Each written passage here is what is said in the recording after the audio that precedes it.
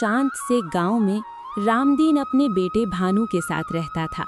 सालों पहले बीमारी ने भानु की मां को छीन लिया था, जिसके बाद रामदीन ने अकेले ही भानु को पाल पोस कर बड़ा किया। रामदीन चाहता था कि उसका बेटा सहारा बने, लेकिन भानु तो बस सोने और आलस करने में माहिर था। अरे भानु बेटा, दोपहर हो गई है, अभी तक सोए हो?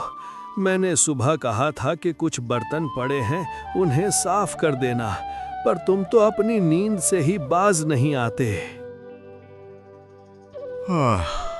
ओहो बाबा, आप भी ना। मुझे लगा अभी तो सुबह ही हुई है। आप चिंता क्यों करते हैं, मैं अभी कर दूंगा। आप जाइए जमींदार के खेत पर, वरना वो फिर गुस्सा करेंगे। बेटा, अब इस शरीर में जान नहीं बची। मैंने जमींदार को मना कर दिया है। अब घर का गुजारा तुम्हें ही करना होगा। मेरी हड्डियां अब जवाब दे चुकी हैं। पिताजी, आप सीधे क्यों नहीं कहते कि आपको मेरा सोना पसंद नहीं? आप झूठ क्यों बोल रहे हैं कि आप काम नहीं कर सकते? तुम्हें मेरी बात झूठ लगती है? बाहर निकल कर देखो, लोग ताने मारते हैं कि कैसा निकम्मा बेटा पाल रखा है।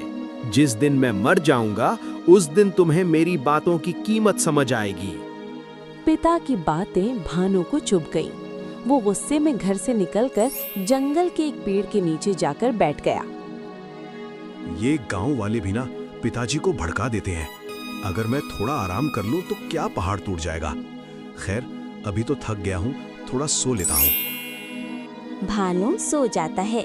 तभी वहां से एक पंडित बाबा गुजरते हैं और उसे जगाते हुए बोलते हैं, उठो मूर्ख, इतने हट्टे कट्टे होकर भी आलसियों की तरह दिन भर सो रहे हो। क्या तुम्हें जीवन का कोई उद्देश्य नहीं पता? बाबा, आपको क्या समस्या है? घर पर पिता नहीं सोने देते, यहाँ आप आ गए। मुझे शांति से रहने दीजिए। बेटा, मैं तुम्हारा दुश्मन नहीं, तुम गलत राह पर हो। याद रखना, तुम पर बहुत बड़ी मुसीबत आने वाली है। अगर अब भी नहीं संभले तो भारी कीमत चुकानी होगी। जाइए बाबा, मुझे मत डराइए, मैं देख लूंगा। भानु ने बाबा की चेतावनी को अनसुना कर दिया, लेकिन समय अपनी चाल चल रहा था। कुछ ही दिनों में रामदीन की हालत इतनी बिगड़ गई कि वो बिस्तर से उठ भी नहीं पा रहा था। घर में न अनाज बचा न पैसा।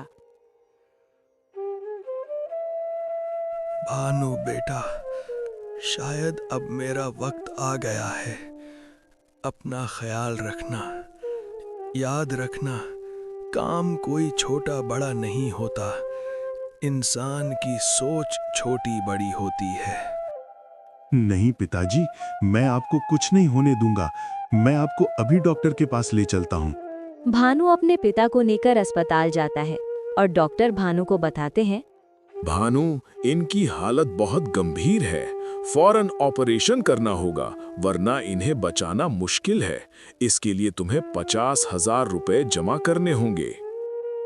50,000? डॉक्टर साहब, इतने पैसे मैं कहां से लाऊंगा? कृपया कुछ समय दीजिए। मैं कुछ दवाइयां दे देता हूं, जिससे इन्हें कुछ दिन आराम रहेगा, लेकिन जितनी जल्दी हो सके पैसों का इंतजाम करो। भानु टूट चुका था।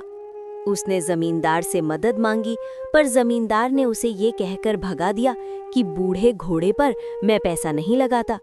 मुखिया ने भी हाथ खड़े कर दिए। थक हार कर भानु फिर उसी पेड़ के नीचे जाकर रोने लगा। ईश्वर, मेरी मदद करो। मैं 50,000 रुपए कहाँ से लाऊं प्रभु? कोई रास्ता बताइए प्रभु, कोई रास्ता बताइए। तभी वही बाबा प्रकट होते हैं। बाबा, मुझे क्षमा कर दीजिए। आपकी चेतावनी सच हो गई।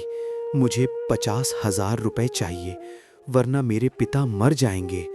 कोई मेरी मदद नहीं कर रहा। बेटा, तुम्हें अपनी गलती का एहसास है, ये अच्छी बात है। ये लो, ये मेरी शक्ति से सिद्ध की हुई राख है। इसे अपनी जुबान से चूम लो। ये तुम्हें थकने नहीं देगी और तुम्हारे अंदर दानव जैसी शक्ति भर देगी। अब जाओ और लकड़ी काटो। भानु ने जैसे ही वो राख चूमी, उसे लगा जैसे उसके शरीर में बिजली दौड़ गई हो। उसने बिना रुके घंटों लकड़ियां काटी। देखते ही देखते उसने इतनी लकड़ी काट ली कि बाजार में बेचकर उसे 6,000 रुपए का मुनाफा हुआ। चमत्कार! बाबा की राख ने तो सच में जादू कर दिया।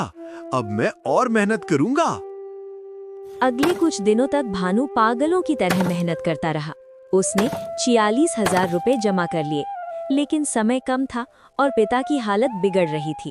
उसे अभी 4,000 रुपए और चाहिए थे। वो फिर जमींदार के पास गया। ठीक है, मैं तुम्हें 4,000 नहीं पूरे 5,000 रुपए दूंगा, लेकिन तुम्हें मेरा 10 कट्ठा खेत एक ही दिन में जोतना होगा। मंजूर है सेठ जी, कल शाम तक काम पूरा मिलेगा। भानु ने कड़ी धूप में बिना रुके अपने पसीने से खेत को सींच दिया। उसकी मेहनत देखकर जमींदार भी दंग रह गया।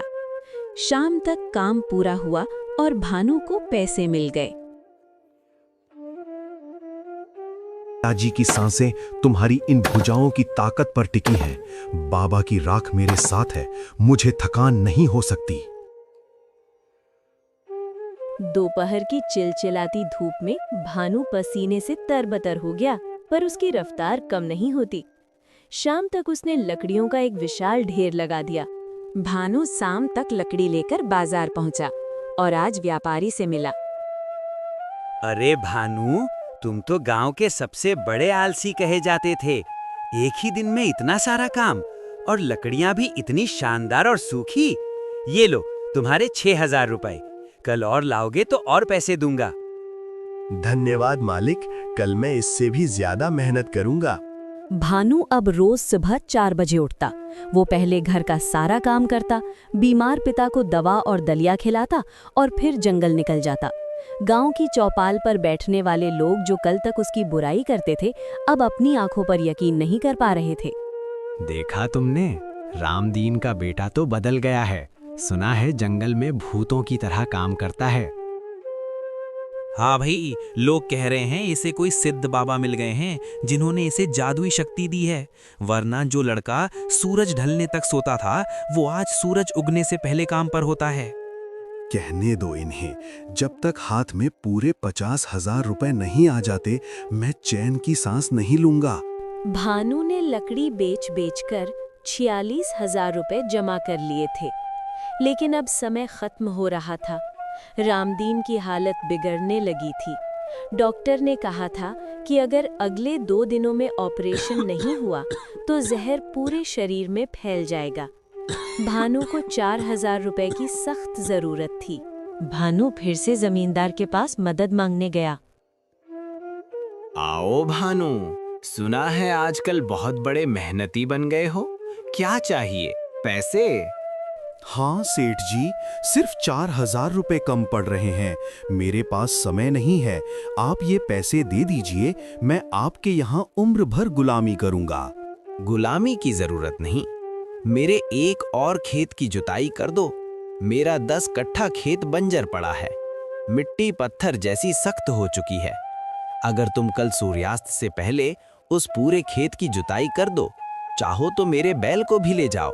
अगर तुम ये काम कर दिए तो मैं तुम्हें 5,000 रुपए दूंगा। मंजूर है? मंजूर है सेठ जी, कल शाम तक काम पूरा मिलेगा। दोपहर तक भानु की हिम्मत टूटने लगी थी। उसके हाथों से खून निकलने लगा था। तभी उसे पंडित बाबा की आवाज उसके कानों में गूंजी। मुसीबत का पहाड़ गिरेगा भानु, तैयार रहना। भानु ने फिर से खेतों को जोतने लगा। हाथ जवाब दे रहे हैं, प्यास से गला सूख रहा है। बाबा, क्या आपकी राख का असर कम हो रहा है? नहीं, मुझे हारना नहीं है। पिताजी का चेहरा याद करो भानु, उनकी वो कमजोर आवाज याद करो। सूर्यास्त का समय जमींदार खेत पर आता है और उसकी आंखें फटी की फटी रह जाती हैं। पूरा खेत जोता जा चुका था। भानु वहीं खेत के किनारे मेड़ पर बैठा था। ये नामुमकिन है। 10 आदमियों का काम एक लड़के ने एक दिन में कर दिया। लो भानु, ये रहे तुम्हारे पैसे। तुम इंसान नहीं, कोई दैत्य हो। पैसे उठाए और सीधा अस्पताल भागा। उसके पैर लड़खड़ा रहे थे पर दिल धड़क रहा था। डॉक्टर साहब, ये लीजिए पूरे 51,000 रुपए। एक एक रुपया मेरी मेहनत का है। अब मेरे पिता को बचा लीजिए, देर मत कीजिए। शाबाश भानु, तुम्हारी मेहनत रंग लाएगी। हम अभी ऑपरेशन शुरू करते हैं। ऑपरेशन शुरू की जाती है। कुछ समय बाद डॉक्टर मुस्कुराते हुए बाहर आते हैं। बधाई हो भानु, ऑपरेशन सफल रहा। तुम्हारे पिता अब खतरे से बाहर हैं। सच कहूं तो उनकी जीने की इच्छा और तुम्हारी मेहनत ने चमत्कार कर दिया। अगर तुम थोड़े भी लेट होते तो हम उन्हें खो देते। आपका बहुत शुक्रिया डॉक्टर साहब। क्या मैं उनसे मिल सकता हूँ? कुछ दिनों ऐसे ही बीत जाते हैं। अब भानु अपने पिता को लेकर घर आता है। बेटा, मैं अभी भी जिंदा हूँ। मुझे लगा मैं अब तुमसे कभी नहीं मिल पाऊंगा। पिताजी, आपको कुछ नहीं होगा। अब आपका बेटा बदल गया है। मैंने आपके इलाज के लिए पैसे कमा लिए हैं। अब आपको कभी जमींदार की झिड़कियां नहीं सुननी पड़ेंगी। मेरे लाल, इन हाथों ने बहुत कष्ट सहा है। मुझे माफ कर दे बेटा, मैंने तुझे बहुत डांटा था। नहीं पिताजी, आपकी डांट ने ही आज मुझे एक मर्द बनाया है, वरना मैं तो कहीं किसी पेड़ के नीचे सो रहा होता।